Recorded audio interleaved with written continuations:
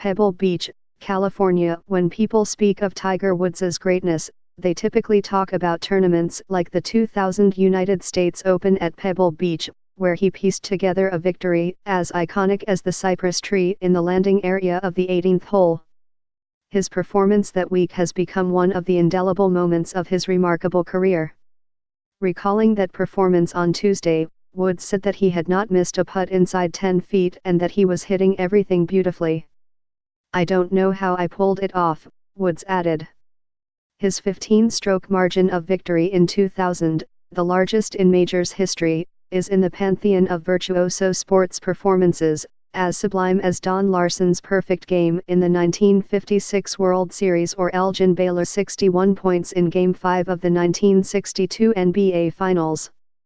But Woods' greatness can also be measured by how he performs when his irons feel like dull knives in his hands, as they did Thursday when he hit zigzag shots, found just half the greens in regulation, and somehow managed to post one of the 39 below par opening rounds.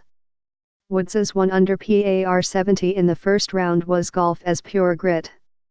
He one-putted 11 holes, including the par 5/14th, where he coaxed in a 31-foot par attempt. His wizardry at turning potential bogeys, or worse, into pars with his short game is central to his success.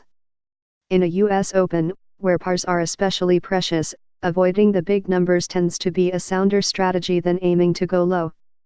In the second round on Friday, Woods started on the back nine, the more difficult side of the course, and played it in a bogey-free 1 under.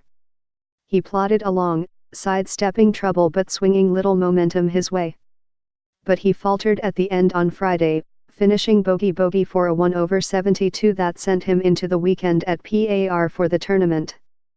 Woods' play on his final hole Friday, number 9, epitomized the kind of trouble he kept finding, though this time, he could not save par. His drive landed in a fairway bunker and, after consulting with his caddy, Joe LaCava, Woods opted to lay up. His second shot found the left rough, and from there he lifted a soft shot onto the green. It rolled 6 feet past the hole, leaving him with a bedeviling 6-foot downhill par putt, which he missed.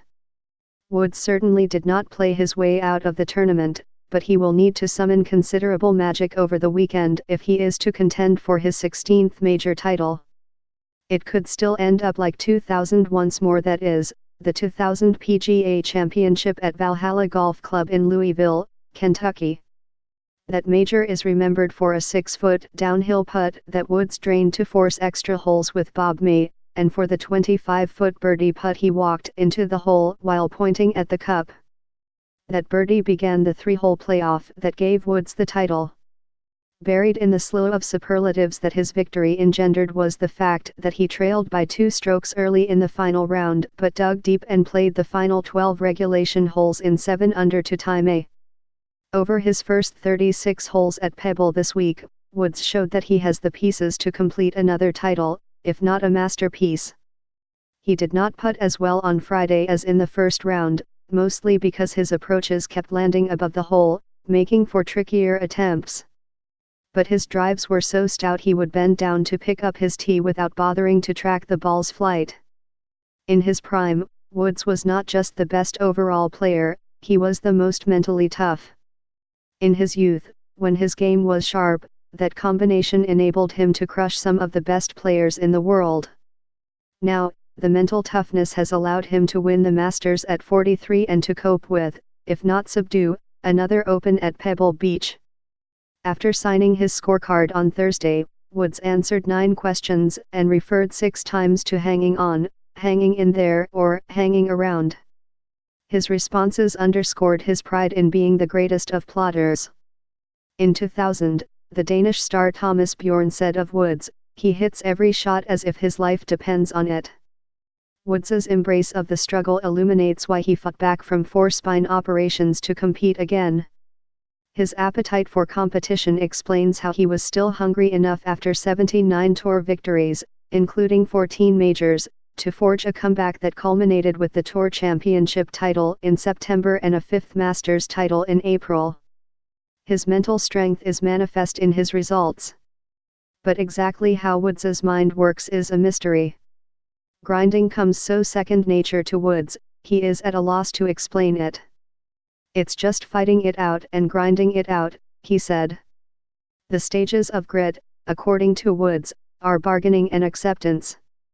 Woods said he tried to hit the correct spots, and when he didn't, I took my medicine and moved on and went about my business. On occasion, the winner of a major is the player who delivers a peak performance. That certainly was the case at this tournament in 2000.